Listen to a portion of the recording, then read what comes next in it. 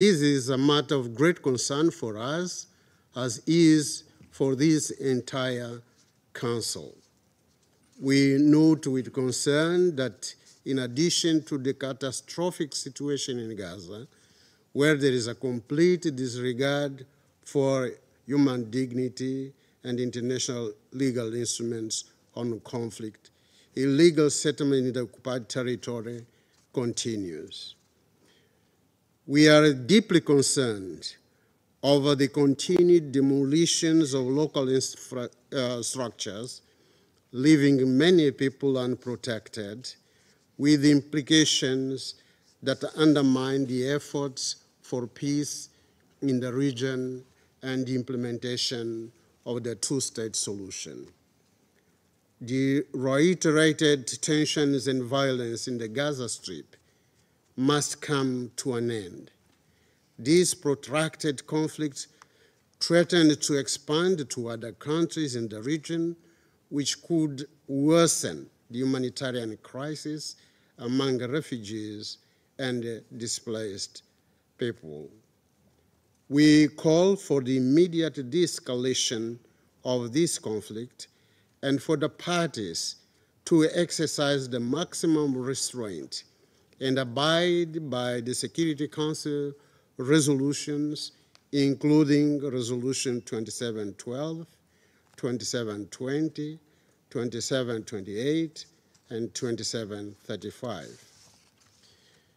Mr. President, Mozambique supports all diplomatic initiatives by the international community, the countries of the region, the United Nations, and the active and tireless involvement of this Council to find the best ways to bring a lasting peace in the region. As we have stated time and again, the only alternative to the conflict between Israel and Palestine lies in the solution of two independent and sovereign states that will be living side by side. We reiterate Mozambique's strong support for all initiatives aimed at bringing lasting peace and security in Palestine and in Israel. I thank you, Mr. President. I thank the representative of Mozambique for the statement. I now give the floor to the representative of Malta. Thank you, President, and I also thank Special Coordinator Wennesland for his briefing. The situation in the occupied Palestinian territories remains dire. It is extremely troubling that since 7th October, over 500 Palestinians, including over 100 children, have been killed in the West Bank, including East Jerusalem. A large part have taken place during intensified operations by Israeli forces. Several casualties have resulted from settler violence. We stress that Israel, as the occupying power, must exercise maximum restraint. It must abide by its obligations under international law and protect the Palestinian population against all acts or threats of violence. Israeli illegal settlement expansion, demolition of Palestinian property, and forced evictions must cease. Settlements are illegal under international law. They constitute an obstacle to peace, threaten the viability of a two-state solution, and are pushing the West Bank to the precipice. Malta is also concerned at the figures of the grave violations reported in the Secretary-General's report on children and armed conflict. We hope that Israel will engage with the Secretary-General and with the wider UN to address the concerns referred to in the report. These include the verified detention of hundreds of Palestinian children from the West Bank, including East Jerusalem.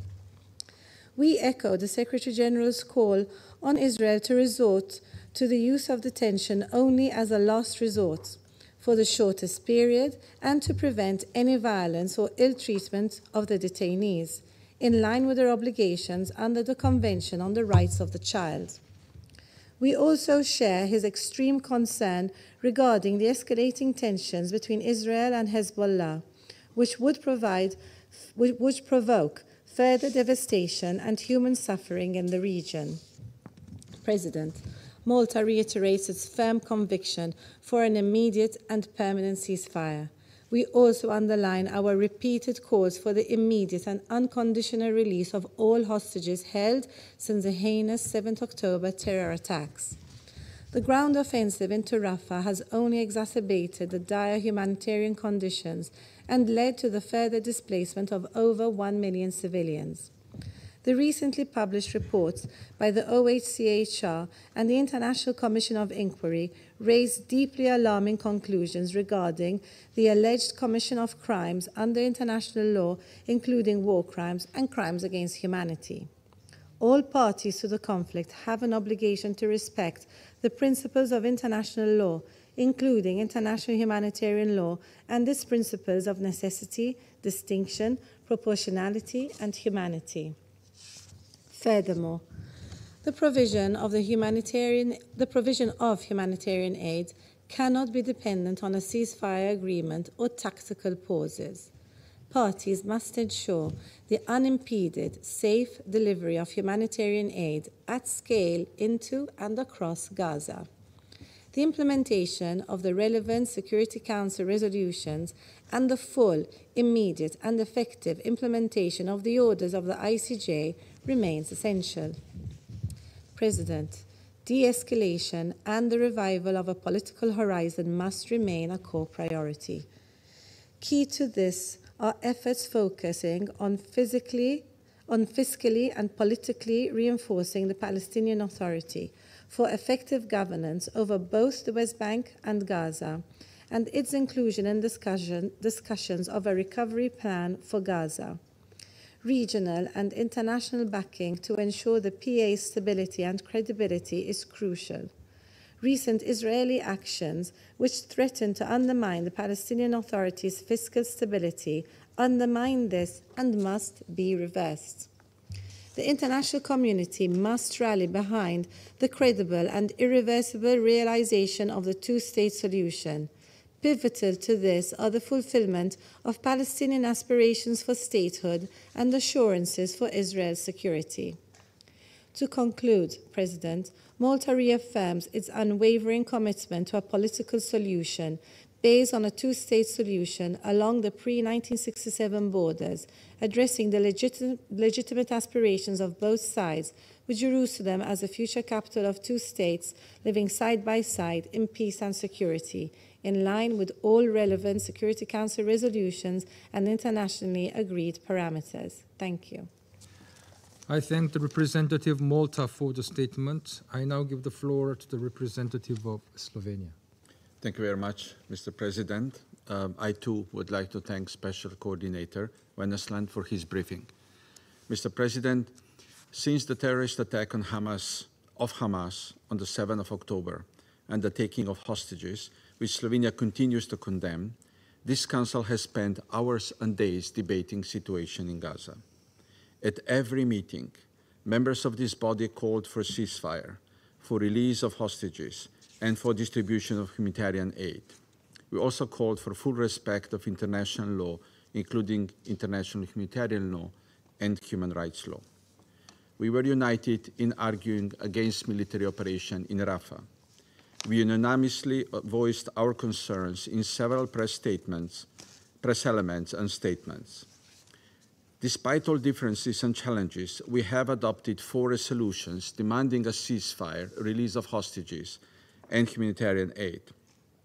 Yet again, as we meet here today, we continue hearing the same accounts of situation in Gaza, accounts of desperation, destruction, hunger, and danger, with women and especially the children suffering the most. Not even a glimmer of hope, but more dead, more maimed, more traumatized Gazans. And hostages still being kept in the tunnels of Hamas for 9 months without any contact with their families or the ICRC. It seems that both Hamas and Israel continue to use civilians, Gazans, and hostages as instrument of pressure on the other side. But they are human beings exposed to horrific and inhuman treatment and suffering for long 9 months. Extreme hunger is still present in Gaza. Slovenia is deeply troubled by obstacles to delivery of humanitarian aid and basic services. We underline the prime responsibility of Israel as occupying power, in line with the 4th Geneva Convention, to ensure food and medical supplies for the population, not merely allowing its passage. Only the cessation of hostilities, in conjunction with sustained humanitarian access, can reduce the risk of famine. We are deeply concerned by persistent attacks on civilian and UN infrastructure, as well as on safe zones and humanitarian personnel. The attack near the ICRC office on Saturday and the strike on UNRWA aid distribution facility on Sunday prove yet again that this Council's arguments, concerns, demands, and decisions remain ignored. We were promised improvements in the confliction mechanism. We were told safe zones will protect civilians. We were guaranteed investigations in incidents leading to massive casualties among civilians and humanitarian workers. We have seen little to nothing on all these promises. I believe that my delegation is not the only one deeply disturbed and frustrated. We expect our last resolution to be implemented by both sides, but a follow-up to its non-compliance will be needed soon. The Council must find a way to have it done and delivered. Mr. President, Slovenia is alarmed by the situation in the West Bank, including East Jerusalem, including the events that unfolded during the Flag March, the continuing movement restrictions in the West Bank, increase of the disproportionate use of force by Israeli security forces, and the number of raids. The abuses, such as the one in Jenin on Saturday, are unacceptable, and we note that IDF itself marked it as violation of orders and standard operating procedures. We remain concerned over advancement of settlement plans, demolitions and seizures of Palestinian-owned structures in front of our own eyes. We are deeply concerned about impunity of persistent settler violence affecting population in the West Bank and aid delivery to Gaza. Colleagues, assaults on the United Nations, its representatives and entities are an attack on what its membership created through decades of multilateral cooperation. We are concerned by the increasing challenges UNRWA is facing, and in this regard, we would like to invite member states to join the shared commitments on UNRWA as an expression of support to the agency and its mandate. Slovenia expresses its support to the government of the State of Palestine as it undertakes much-needed and anticipated reforms to regain trust of the Palestinians. We regret that the deteriorating fiscal situation of the Palestinian Authority is putting severe limitations to these endeavors, and we are deeply concerned over the decision of Israel to seize the Palestinian Authority tax revenues. On the 4th of June, Slovenia officially recognized the State of Palestine. Our recognition was a demonstration of our commitment to a two-state solution. We see it as the only guarantee of lasting peace and security for the State of Israel and the region, for Israelis and Palestinians. The road there can lead only through negotiations between two equal and sovereign entities. Mr. President, in recent months, we have often spoken about the danger of regional escalation, including in the Red Sea and between Israel and Iran. With war drums beating louder along the blue line, our fear of miscalculation is growing by the day. We call on both parties to show restraint, commit to full implementation of the Resolution 1701, and use UNIFIL liaison and coordination mechanisms. We welcome the efforts of France and the United States in offering their good offices. The Council should unanimously urge both parties to engage in these discussions and de-escalate. Thank you. I thank the representative of Slovenia for the statement. I now give the floor to the representative of Russian Federation. Mr. President, we thank the Special Coordinator for the Middle East Peace Process, Tor Venesland, for the detailed briefing on the situation on the occupied Palestinian territory, including the Gaza Strip and the West Bank of the Jordan River. For 9 months now, the Israeli operation in Gaza has been ongoing. In this time, more than 37,500 Palestinians have been killed. Most are women and children. The number of wounded has surpassed 86,000 people. There are tens of thousands of people who are missing. More than 1,500 Israelis and foreigners have also died, and 120 people continue to be held hostage. In the Strip, the civilian infrastructure, including hospitals, schools, and houses, have been almost completely destroyed. The statistics on the West Bank are appalling. Approximately 600 Palestinians have been killed. Approximately 130 are wounded. More than 5,000 have been wounded. The former are children. As a result of Israeli security raids over the past 24 hours, at least 20 Palestinians have been detained. According to the data from the Palestinian Commission on Detainee Affairs, since 7 October 2023 on the West Bank, 9,345 people were arrested. In parallel, on the occupied Palestinian lands, new Israeli settlements are continuing to be erected. Local residents are being evicted from their homes under the pretext of lacking permits issued by the occupying power. What appears horrifically cynical is the following situation. Palestinians are being forced to themselves demolish their homes in order not to have to pay the costly levies for this to the Israeli construction workers. The magnitude of violence by the radical Israeli settlers, as well as their complete impunity, are shocking.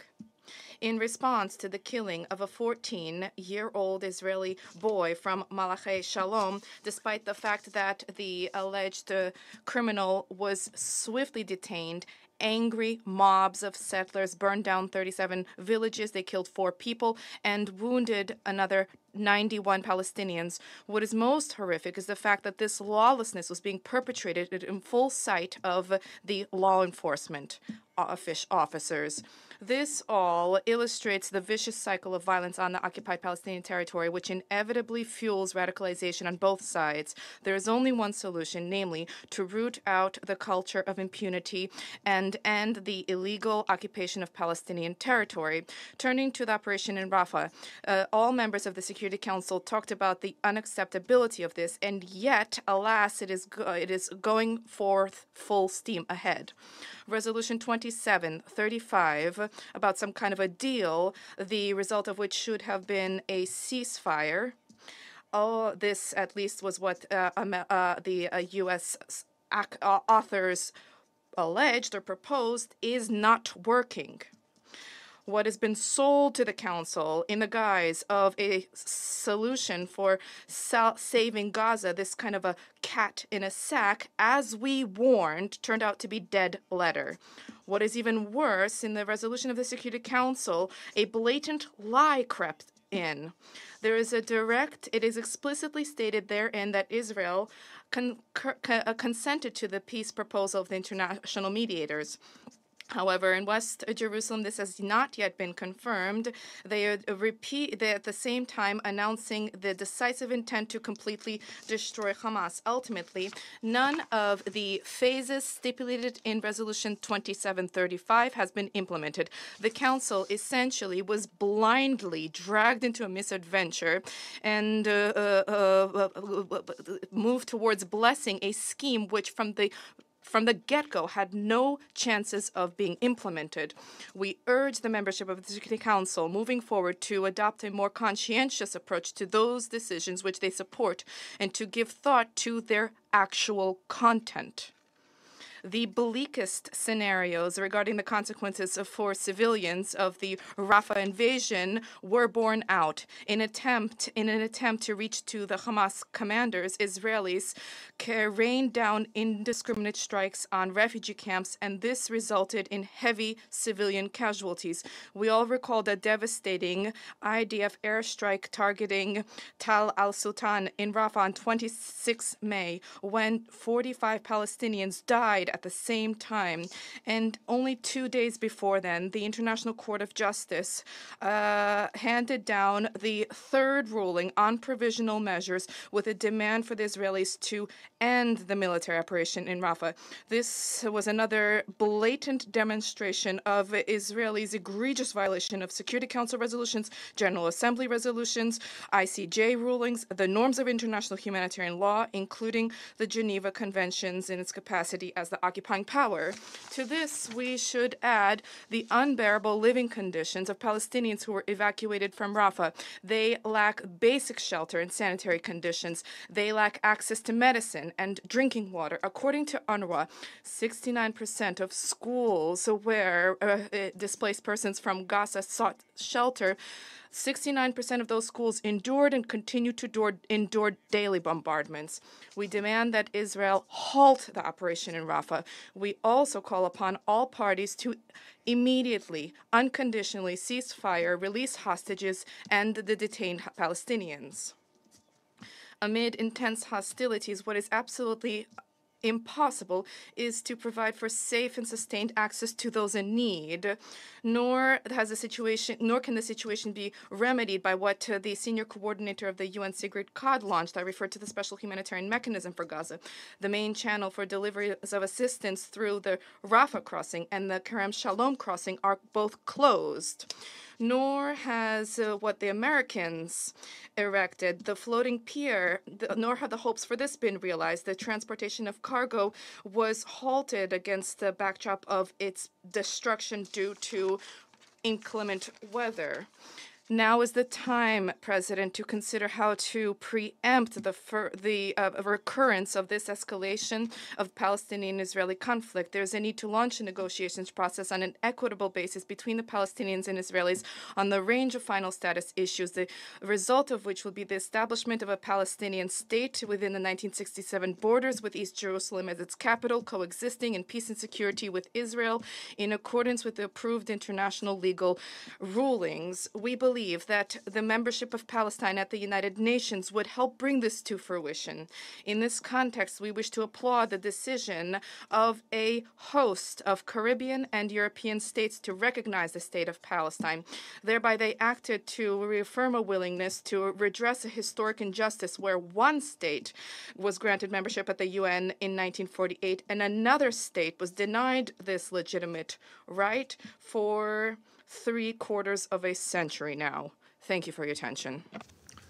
I thank the representative of Russian Federation for the statement. I now give the floor to the representative of Guyana. Mr. President, I thank Special Coordinator Wennesland for his briefing on the Secretary General's report on the implementation of Resolution 2334. The report provides another grim picture of developments in the Israeli-Palestinian conflict and, sadly, highlights the ever-widening chasm between the legal obligations of the occupying power and the latter's compliance with those obligations. The Council must act urgently to stem this tide of impunity and to end the indignities that the Palestinian people are subjected to on a daily basis. Guyana is concerned that settlement activity continues unabated in the occupied West Bank in violation of Resolution 2334, and has noted that the occupying power recently made the largest declaration of state land in the occupied West Bank. These actions, coupled with the ongoing demolitions and seizures of Palestinian-owned structures, directly threaten the viability of the two-state solution, since they are a continuous encroachment on Palestinian territory while simultaneously displacing its lawful residents.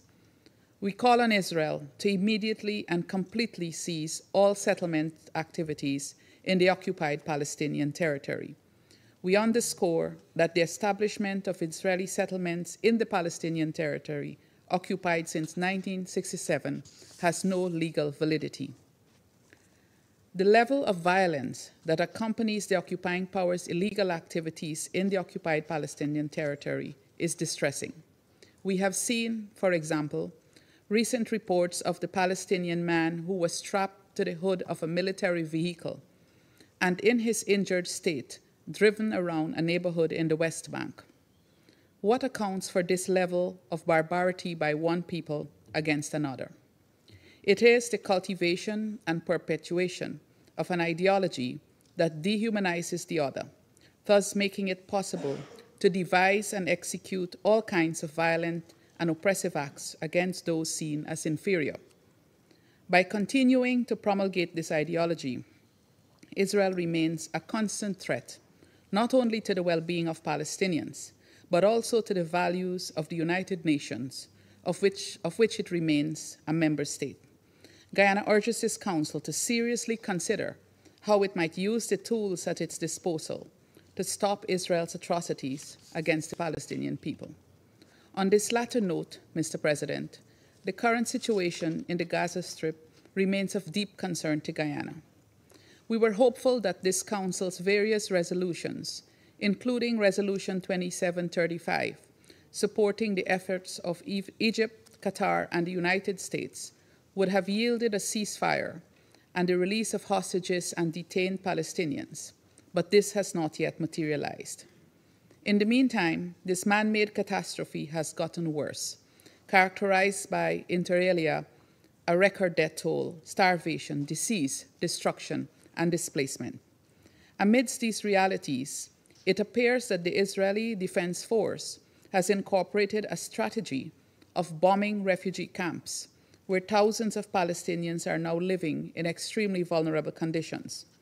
This war must end now. We reiterate our calls for an immediate and unconditional ceasefire, bringing an end to this hell where women and children bear the brunt of it. Guyana also stresses the importance of adequate humanitarian access into Gaza using all available routes, and calls on Israel to facilitate the entry of adequate goods into Gaza to meet the needs of the besieged and ailing population. This is the legal obligation of Israel. We as member states of the United Nations and members of the UN Security Council are duty-bound to ensure that justice and obligations under international law are upheld. Mr. President, allow me to reflect briefly on the provision contained in Resolution 2334 for all states to distinguish in the relevant dealings between the territory of the State of Israel and the territories occupied since 1967. Here, I would like to emphasize that greater due diligence must be exercised by all member states to ensure full adherence to this provision in all their commercial dealings with Israel. We cannot simultaneously condemn the illegality of settlements and engage in the trade of commodities produced in those illegal settlements. There must be consequences for those who flout their obligations in this regard. Let me conclude by once again emphasizing the urgency of halting the violence in the occupied Palestinian territory and ending the war in Gaza. We call on the parties to prioritize the lives of innocent civilians who continue to suffer with no end in sight. I call on this Council to prioritize accountability and to send a strong message of deterrence to those who hold the view that they can continue to kill and maim innocent civilians without consequences. Finally, I urge a redoubling of efforts to achieve the two-state solution. This is the just end to the Israeli-Palestinian conflict, and we must reevaluate our strategies for achieving it. Guyana remains committed to this end. I thank you. I thank the representative of Guyana for the statement. I now give the floor to the representative of Switzerland. Monsieur le Président. President, I thank you for organizing this meeting, and my thanks also go to Special Coordinator Tor Wennesland for his briefing. The situation in Israel and throughout the occupied Palestinian territory and the rising tensions along the Blue Line are alarming. This Council's attachment to ensuring that all parties respect international law, including international humanitarian law and human rights, is also in the interest of avoiding an even more serious regionalization of the conflict. In the West Bank, attacks, threats, and intimidation by Israeli settlers against the Palestinian population in the West Bank, including East Jerusalem, continue with virtual impunity. Switzerland condemns these attacks, in which the number of civilian victims was already reaching record levels before the 7th of October 2023 and has since increased significantly. These attacks must stop. Resolution 2334 calls for immediate steps to prevent all acts of violence against civilians, including acts of terror, provocation, and destruction. Allegations of disproportionate use of force and acts of violence against civilians must be investigated, and those responsible brought to justice. Switzerland recalls Israel's obligations as an occupying power under international law, including the obligation to protect the civilian population. Switzerland also points out that the Israeli settlements are illegal under international humanitarian law and, according to Resolution 2334, constitute a major obstacle to the achievement of the two-state solution and the establishment of a just, lasting and comprehensive peace. Recurrent announcements by Israeli leaders and measures to expand them contribute to the escalation and must be stopped. Switzerland notes with concern recent Israeli decisions to transfer the management of settlers' civil affairs in the West Bank to the Israeli civil administration. In accordance with international humanitarian law, Israel must refrain from taking measures that would introduce permanent changes, in particular demographic and administrative changes, in the occupied territory. In Resolution 2730, this Council reaffirmed the responsibility of states and parties to the conflict to respect and protect the civilian population, including humanitarian personnel. Infrastructure and property used for humanitarian relief operations, as well as convoys, must also be respected and protected. This includes UNRWA premises, including in East Jerusalem, as well as ICRC premises. President, Resolution 2735 was adopted on the 10th of June, and Switzerland emphasised that it currently represents the best chance of ending the appalling conflict that has claimed tens of thousands of victims since Hamas's acts of terror on the 7th of October, which we strongly condemned. Despite the 4 resolutions adopted by this Council, hostilities in the Gaza Strip continue to expose hundreds of thousands of civilians, including a very large number of children, to danger, forced displacement, and an increased risk of starvation and famine. Similarly, dozens of hostages remain in captivity in Gaza. Switzerland reiterates its opposition to the current offensive in Rafah. It recalls the provisional measures ordered by the court, the International Court of Justice. These are binding, so Israel expects Israel to comply with them. We reiterate our call for an immediate ceasefire to facilitate the safe, rapid and unimpeded delivery of humanitarian aid by all means into the Gaza Strip, and for the immediate and unconditional release of all hostages. Those held captive in connection with the conflict must be able to be visited by the International Committee of the Red Cross and receive the assistance and protection to which they are entitled. Finally, this Council must continue to support the two-state solution, which is the only foundation capable of guaranteeing peace between Israelis and Palestinians and stability in the region. We must contribute to rebuilding, without further delay, this foundation of 2 democratic states, Israel and Palestine, of which Gaza is an integral part, living side by side, in peace, within secure and recognized borders. Thank you. I thank the representative of Switzerland for the statement. I now give the floor to the representative of France. Mr. President, I wish to thank Mr. Wennesland for his briefing, and I wish to assure him of France's full support. With the adoption of Resolution 2735, the Security Council demanded that Hamas accept, as Israel did, the U.S. peace plan and urged both parties to fully implement the provisions thereof without delay and without any conditions. This resolution must finally be implemented pursuant to Article 25 of the United Nations Charter. France demands an immediate ceasefire and the release without delay of all hostages. We condemn the barbaric terrorist attacks perpetrated by Hamas on 7 October 2023. France opposes the operation underway in Rafah, which resulted in the displacement of hundreds of thousands of civilians. In line with the ruling of the ICJ, Israel has an obligation to immediately halt its military operation and any other action in the Rafah governorate. The delivery of assistance must not be obstructed and should benefit the civilian population. France calls for strict compliance with IHL. President, as the situation in Gaza continues to deteriorate, Israeli settlement activity is accelerating in the West Bank. France condemns this policy, which runs counter to international law and which imperils the prospect of achievement of a two-state solution. We will never recognize the illegal annexation of territory nor the legal recognition of illegal settlements. France condemns violence perpetrated by settlers. We deplore the forced displacements of Palestinian communities.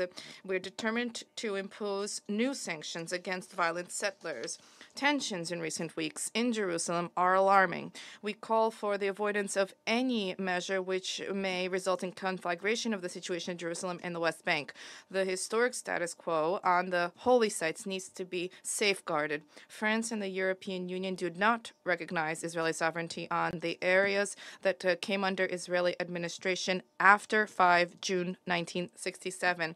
France, alongside partners, sees to it that there be compliance with international law, including compliance with Resolution 2334. The policy of distinction is geared towards enactment of the legal distinction between the territory of Israel, which is internationally recognized, and occupied territories. There is a need now, more than ever before, to lay the political foundation for the implementation of two-state solution, the only way to deliver peace and security to both Israelis and Palestinians. We reaffirm our commitment to Israeli security and to the establishment of a state for the Palestinians. We are proactively mobilized to that end alongside parties and together with international and regional partners. We support a reformed Palestinian Authority that is capable of exercising its authority throughout all the Palestinian territory, including the Gaza Strip. Israel must no longer obstruct the transfer of revenues to the Palestinian Authority.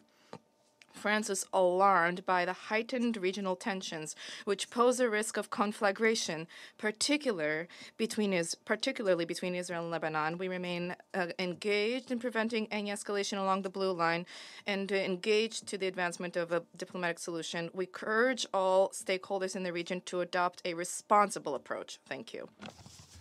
I thank the representative of France for the statement. I now give the floor to the representative of China.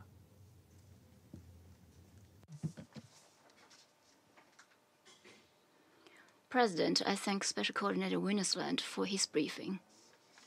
The conflict in Gaza has been ongoing for over 8 months and caused unprecedented destruction and a humanitarian disaster. The international community has long since reached an overwhelming consensus.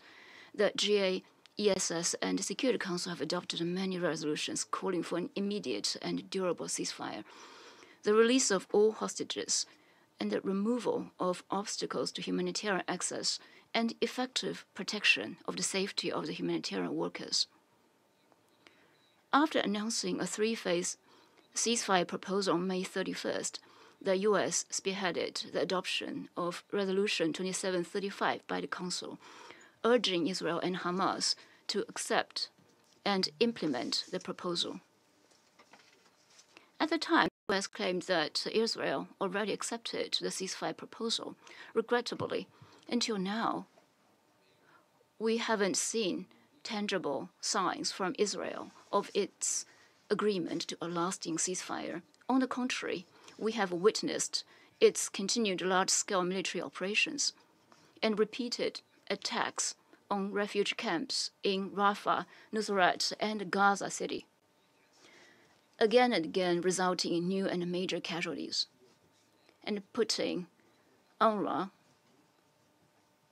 ICRC, and other humanitarian institutions in danger. there must be an immediate ceasefire, and once that is achieved, there should be no restart of the war. It is the core essence of the Council Resolution 2728 and 2735. To rescue hostages, creating more civilian casualties is not the way to go. China urges Israel to heed the resounding call of the international community for it to immediately cease military operations in Gaza and immediately stop the collective punishment of the Gazan population. We call on countries with important influence to bear on the parties to uphold an impartial position and make concrete and sincere efforts for the cessation of hostilities. Gaza is in the grip of a dire humanitarian situation, while Israeli military operations pose a grave threat to humanitarian workers. Its suggestion or even accusation of inaction on the part of humanitarian organizations is unacceptable. Under international humanitarian law, Israel has an obligation to protect the safety of humanitarian organizations and workers and to ensure that rapid entry of sufficient humanitarian goods into Gaza and their safe and orderly delivery to all people in need. In West Bank, searches, arrests, and raids by Israeli enforcement agencies against Palestinians are daily occurrences. We call on Israel to effectively curb violence against the Palestinian civilians and stop undermining the basis of governance for the Palestinian National Authority, including by expeditiously returning the withheld tax revenues. China reiterates that settlement activities are in violation of international law and the Council Resolution 2334 and erode the prospect for a two-state solution. Israel must immediately cease all settlement activities. President, as repercussions of the Gaza conflict spill over fast, we are seeing worrisome situations in the Red Sea and along the Lebanon-Israel border. China is gravely concerned about the reported Israeli plans of military offensives against Lebanon. As Secretary General Guterres cautioned last Friday, the situation in the Middle East is very precarious and can't afford for Lebanon to become another Gaza. China calls on all parties to exercise restraint and refrain from actions that could exacerbate tensions so as not to plunge the entire Middle East region into an even greater catastrophe. We call on the international community to take all necessary actions to bring about an immediate and lasting ceasefire in Gaza, an early relaunch of the two-state solution, and the realization of enduring peace and security in the Middle East at an early date. Thank you, President. I thank the representative of China for the statement. I now give the floor to the representative of United Kingdom. Thank you, President. And I thank Special Coordinator Wennesland for your briefing. President, I'd like to highlight 3 areas since our last meeting. First, let me start by reaffirming the UK's commitment to the principles enshrined in Security Council Resolution 2334, which serves as a clear reinforcement of international support for a two-state solution. The suffering we have seen on and since the horrific attacks of the 7th of October underlines the importance, more than ever, of a diplomatic solution to this conflict, which guarantees the safety and security of both the Israeli and Palestinian people.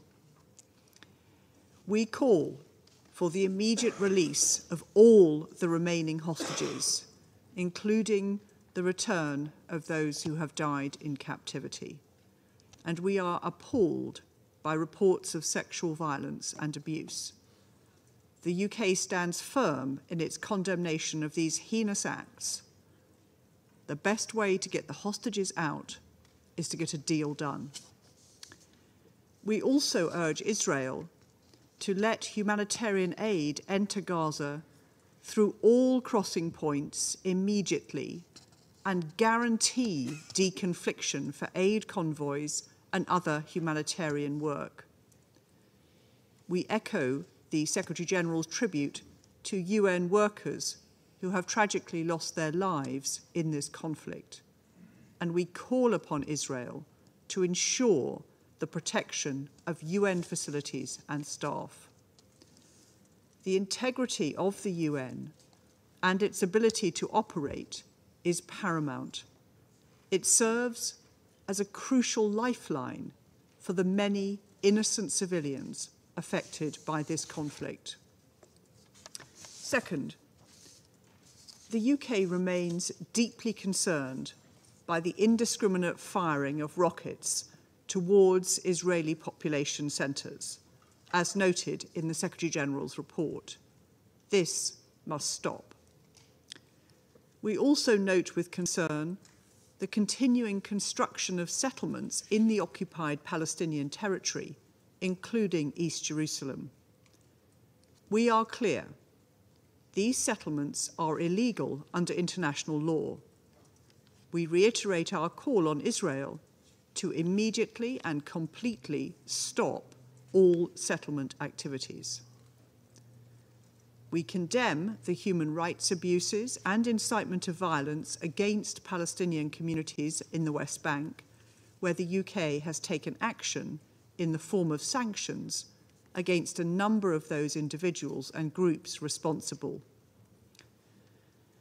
We're also deeply concerned by Israel's suspension of revenue transfers to the Palestinian Authority and the risks to correspondent banking relations.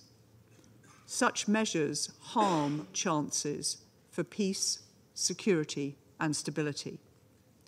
Finally, Mr. President, as the UK has said throughout, a negotiated pause in the fighting that leads to a sustainable ceasefire without a return to fighting is the best way to secure the release of the hostages, enable a significant scaling up of much-needed humanitarian aid, and lead to a permanent settlement of this issue.